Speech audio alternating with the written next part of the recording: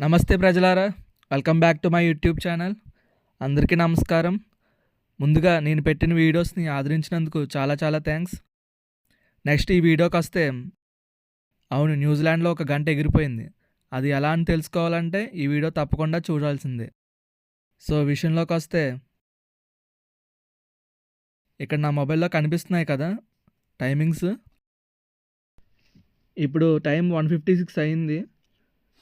మళ్ళీ నా దాంట్లో Indian timing, Singapore timing, Auckland timing ఉంది. ఆక్లాండ్ అంటే న్యూజిలాండ్లోకే వస్తుంది. ఇక్కడ టైం డిఫరెన్స్ కూడా మీకు కనిపిస్తుంది కదా. ఇండియాకి న్యూజిలాండ్కి 6.5 అవర్స్ ఉంది. సింగపూర్కి న్యూజిలాండ్కి 4 అవర్స్ ఉంది. టైం 2 అవ్వడానికి ఇంకా 3 మినిట్స్ ఉంది. ఇప్పుడు టైం 2 అవ్వాలి కదా. చూడండి ఏం జరుగుతుందో. అది 3 అయిపోయింది.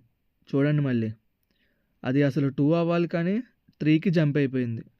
అలానే టైం డిఫరెన్స్ కూడా మారిపోయింది. అసలు ఎందుకు చేంజ్ అయింది, ఎలా చేంజ్ అయింది అంటే దానికి ఒక చిన్న కథ ఉంది. అది ఈ వీడియోలో చూడండి.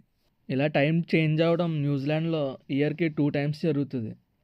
ఈ చేంజ్ అవ్వడం డే లైట్ సేవింగ్ టైం అంటారనమాట. ఇలా న్యూజిలాండ్లో ఇయర్కి 2 టైమ్స్ జరుగుతుంది. ఫస్ట్ టైం ఏప్రిల్లో వస్తుంది. ఫస్ట్ ఆదివారం 1 గంట వెనక్కి జరుపుతారు.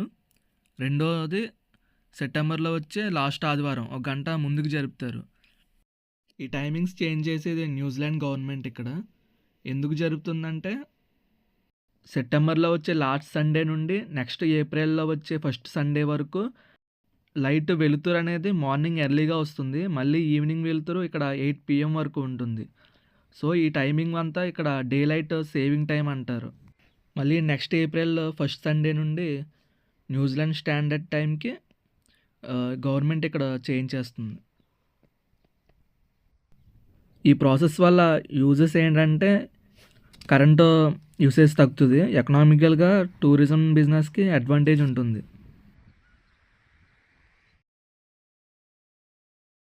ఈ విషయం అంతా ఒకవైపు నాకు పర్సనల్గా అనిపించేది ఏంటంటే, నేను ఎన్జెడ్లో ఉండడం వల్ల నాకు ఇండియాకి నేను ఈ 6 మంత్స్ 1 గంట దూరం అవుతానని అనిపిస్తుంది. సో ఇంతే గైస్, ఇలాంటి ఇంట్రెస్టింగ్ వీడియోస్కి ప్లీజ్ సబ్స్క్రైబ్ ప్రజలారా YouTube channel. Thank you very much.